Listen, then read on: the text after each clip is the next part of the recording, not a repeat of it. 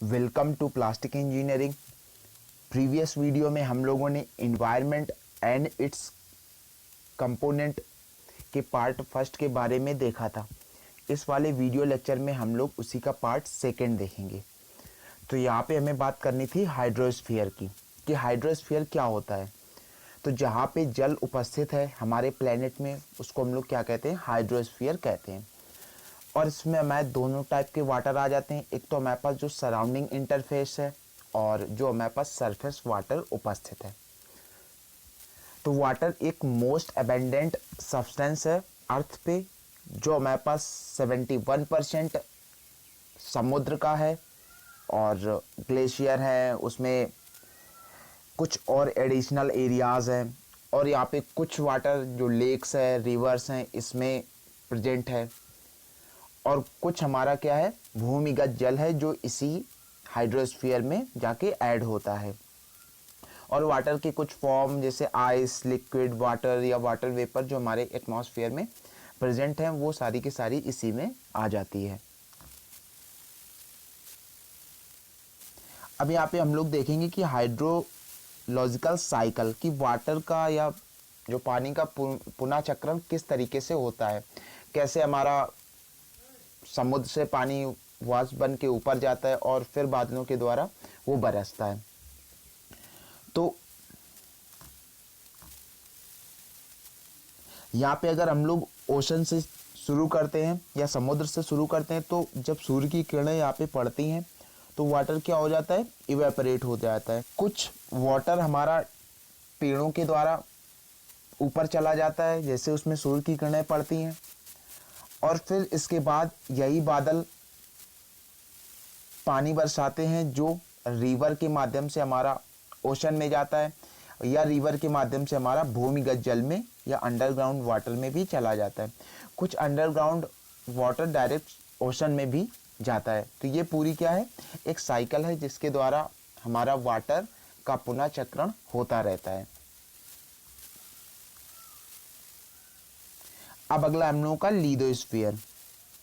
Lithosphere क्या होता है, यहाँ पे जो क्रस्ट है और जो मेंटल का ऊपरी पार्ट है वो कंबाइन करके हमारा लिथोस्फीयर बनाते हैं। तो it is the outer boundary layer of the solid earth and the discontinuity with in the mental. जो मेंटल के साथ डिसकंटिन्यूट होती है उसको हम लोग क्या कहते हैं, लिथोस्फीयर कहते हैं। और ये एक हमारा क्या है, क्रिस्टल सिस्टम है। अब हम लोगों का है आउटलाइन ऑफ द अर्थ, की अर्थ बेसिकली कौन कौन सी लेयर से मिलकर बना है। तो अर्थ हमारी 3 लेयर से मिलकर बना है, एक कोर, दूसरा मेंटल और ऊपर की परत हमारी क्रस्ट कहलाती है। अब यहाँ पे जो कोर है वो हमें 2 पार्ट में डिवाइड किया गया है, एक इनर कोर और दूसरा आउटर कोर। इनर कोर हमारा सॉलिड होता है और अप टू 5100 किलोमीटर तक होता है। इसके बाद हमारा आउटर सरफेस है या आउटर कोर है, वो हमारा क्या होता है, लिक्विड होता है और अप टू 2900 किलोमीटर तक होता है। इसके बाद हमारा क्या आ जाता है, मेंटल वाला एरिया आ जाता है। मेंटल वाला एरिया के बाद हमारे पास क्या आ जाती है, क्रस्ट आ जाती है। और क्रस्ट कितनी मोटी हो सकती है, 0 से लेके 100 किलोमीटर तक के बीच का जो डिस्टेंस है वो हमारी क्रस्ट के अंतर्गत आती है।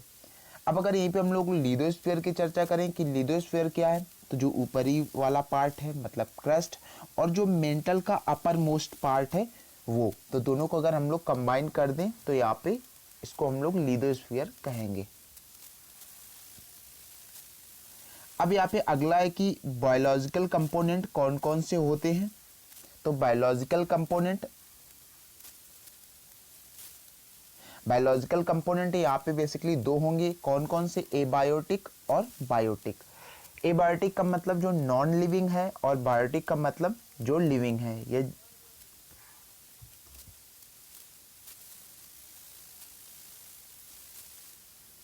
अब है हम लोगों का जो एबायोटिक कंपोनेंट होते हैं वो इन्वायरमेंट में क्या प्रभाव डालते हैं। तो एबायोटिक कंपोनेंट कौन कौन से हैं, तो ये हमारे नॉन लिविंग केमिकल्स हैं। कुछ हमारे पास फिजिकल फैक्टर है जो इन्वायरमेंट पे क्या करते हैं, इफेक्ट डालते हैं। और इनको हम दूसरे नाम से भी जानते हैं, एबायोटिक पैथोजन के नाम से भी हम लोग इसको जानते हैं। अब ये फैक्टर कौन कौन से होते हैं, तो जैसे temperature, light, pH value, soil and other component, ये सारे हमारे कौन कौन से एबायोटिक कंपोनेंट हैं। अब हमारे पास अगला है बायोटिक कंपोनेंट। तो बायोटिक कंपोनेंट क्या है, ये हमारे पास लिविंग ऑर्गेनिज्म है, लाइक प्लांट, एनिमल और डिकम्पोजर, ये हमारे पास बायोटिक कंपोनेंट है। तो बायोटिक कंपोनेंट के अंदर बेसिकली हमारे पास 3 टर्म्स आते हैं। कौन कौन से, एक हमारा प्रोड्यूसर जो अपना खाना खुद बनाता है, अगला हम लोगों का कंज्यूमर जो प्रोड्यूसर पर डिपेंड रहता है या किसी पर डिपेंड रहता है, और अगला हम लोगों का डिकम्पोजर। डिकम्पोजर का मतलब जैसे कंज्यूमर या प्रोड्यूसर अगर हमारे पास नष्ट हो गए तो उनको साफ करने का काम करता है। ये हमारे पास बायोटिक कंपोनेंट के अंतर्गत आते हैं।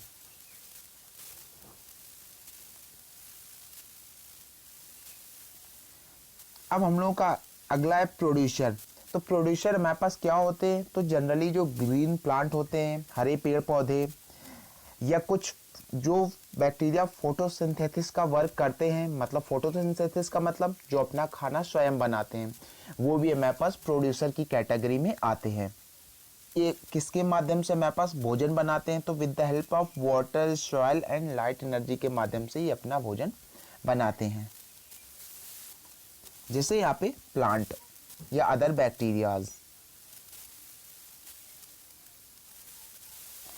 अब अगला हम लोगों का कंज्यूमर। तो कंज्यूमर क्या, जो अपने भोजन के लिए किसी दूसरे पे डिपेंड हो, लाइक ग्रीन प्लांट पे डिपेंड हो, जैसे एनिमल और ह्यूमन बीइंग, उसको हम लोग क्या कहेंगे, कंज्यूमर। अब यहाँ पे कंज्यूमर की भी अलग अलग कैटेगरी है, like primary consumer, secondary consumer और टर्सरी कंज्यूमर।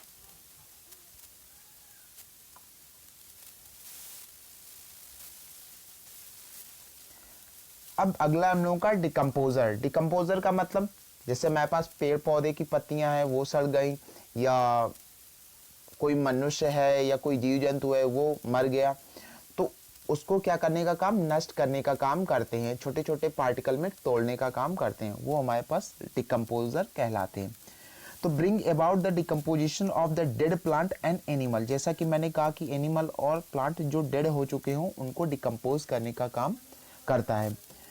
और ये क्या करता है, इन जो प्लांट हैं और एनिमल हैं इनको वेरियस इंपॉर्टेंट मिनरल में तोड़ देता है, like nitrogen, carbon, small particle में, for the running of biochemical cycle. तो जो बायोलॉजिकल साइकिल या बायोकेमिकल साइकिल जो चलती हैं वो इन्हीं के माध्यम से चलती है। मतलब अगर ये नहीं हो तो जो प्लांट और डेड एनिमल्स हैं उनको ये डिकम्पोज नहीं कर पाएंगे, और जब डिकम्पोज नहीं कर पाएंगे तो आगे की साइकिल पूरी तरीके से नहीं चल पाएगी। एग्जाम्पल में जैसे फंजाई या अदर बैक्टीरियाज।